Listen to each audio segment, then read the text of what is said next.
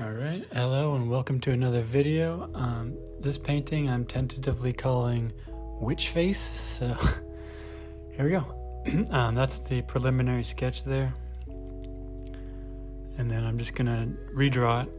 I usually just redraw it unless it's something super complicated. If it's some super complicated drawing, then I'll transfer it using carbon paper usually, or I'll shade the back side of the paper with pencil. And then I'll turn it over, tape it down, and draw over top of it to transfer the shading onto the drawing surface.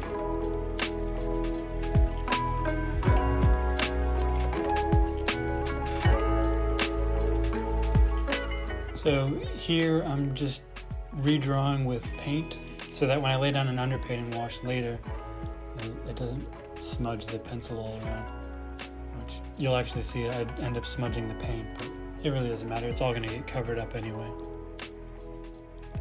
So I'm just getting the general idea of the drawing down in paint. Just black and white. No real value structure, just line work basically. And just indicating where I need to remember certain parts.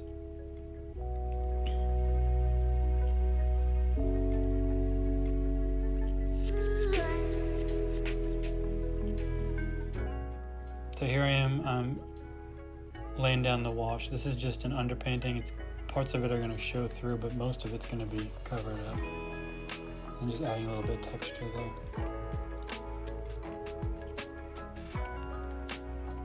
So this is a technique I learned from Vanessa Lemon. I'm laying down wet paint and then going back over it with it's called a color shaper. It's just a silicone sharp-edged wedge that you can just move paint around with. With oil, which is what she uses, it's a little easier, but because I'm working in acrylic and it dries so fast, I need to work quickly. Otherwise it's just going to dry and I'm not going to be able to move it around. But it's just for texture. And then I'm going to go over the top of it with values. I'm going to start laying in lights and darks just to get placement of the shapes where I want them.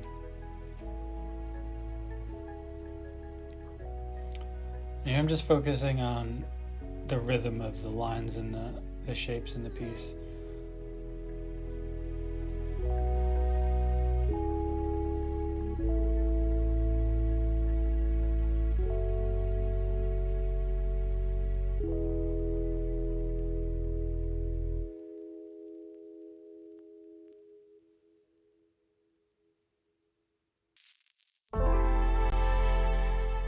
So now I'm laying in the background a little bit, and I'm intentionally covering up parts and leaving other parts because I want that bright orange to shine through. You'll see at the end where there's the sections by her mouth are really glowing, and that's because of the contrast between the neutral black and white and the strong saturated color in the background.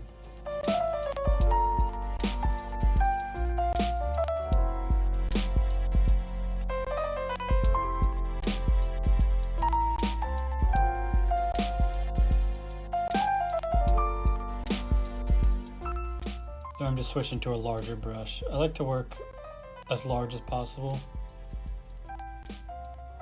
My goal is not to make a realistic piece. I like to show my brush work.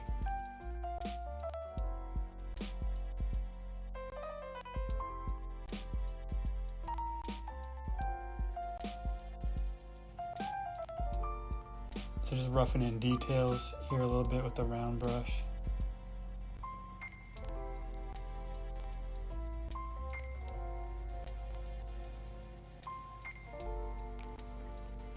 Really all I'm doing here is I'm working the values, the light and dark, back and forth until it's to a point where I like it.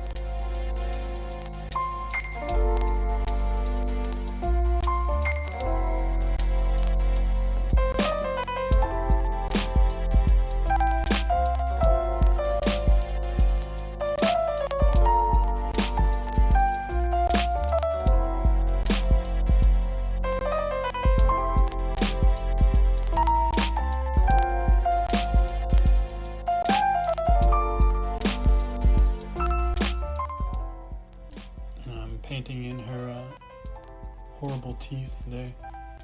The goal of this image was to kind of make like a witch maybe casting some kind of black magic that's making the viewer hallucinate so that she can do her witchly nastiness, whatever that happens to be. Really, I just like cool shapes and interesting contrast with the values and colors.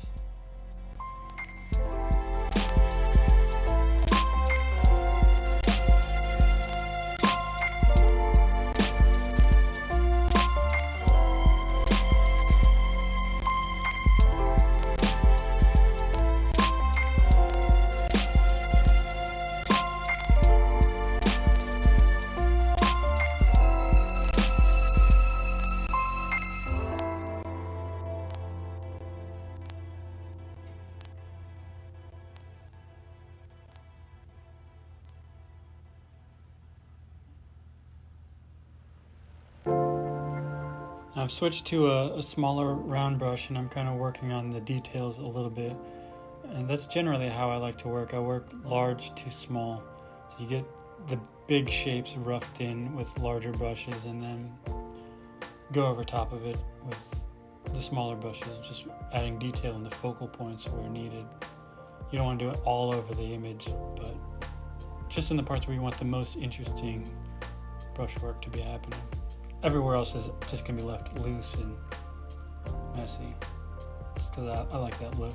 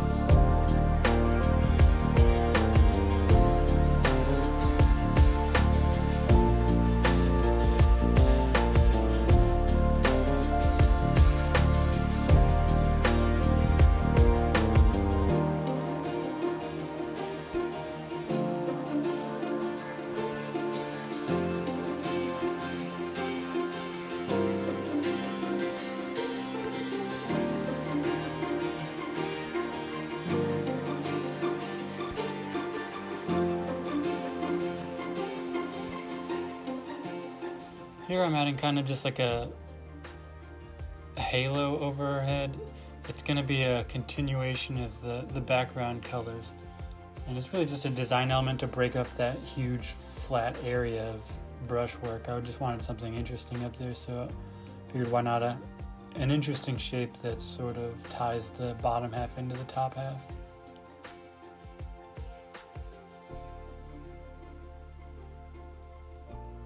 So I'm just going in with white for the original circle, and I'm using that paint that I already had to just kind of add some extra highlights. And then you're going to see in a second I'm going to go over that white with a glaze, which is something I use a lot. Glazing really adds kind of depth to the colors rather than just painting straight in with the color you're going for. When you do it in a two-step process, it really changes the look for the better, I think.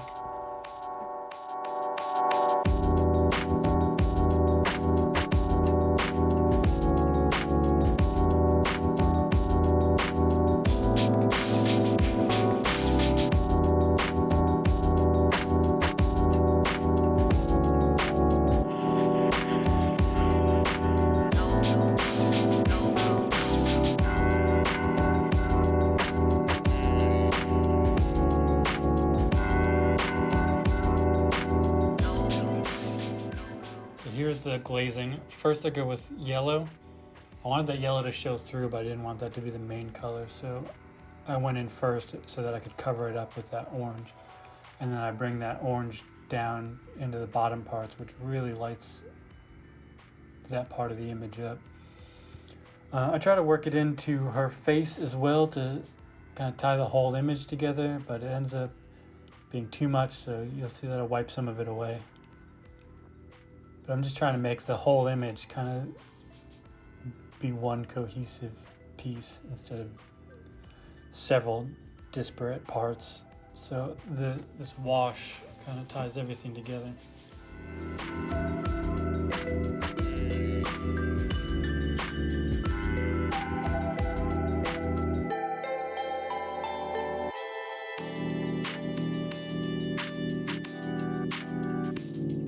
And there you see I just wet it down and then patted it away with the paper towel. And then I'm going to go over top to kind of integrate that circle because it looks just kind of pasted in. So I'm going to restate parts of the background image again so that it all looks intentional and like it's one piece.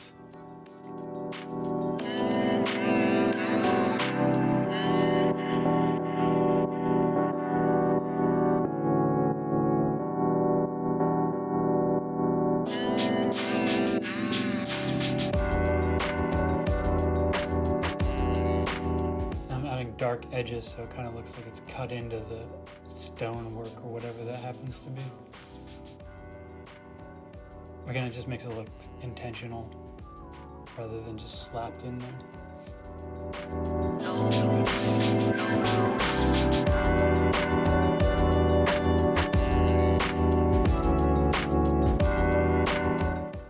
And I'm just going back over with adding a little bit of detail here and there.